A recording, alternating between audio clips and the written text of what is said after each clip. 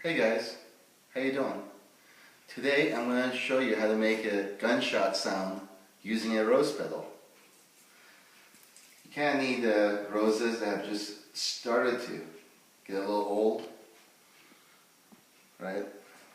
You want to put the rose petal in the opening in your finger like this, right? You're basically doing this with a rose petal in the way. Put it right on there. And then, what do you think of that? Alright, I'll do it one more time. It's pretty loud, right? Some people are going to think this is effects, but it's not, it's for real. Listen.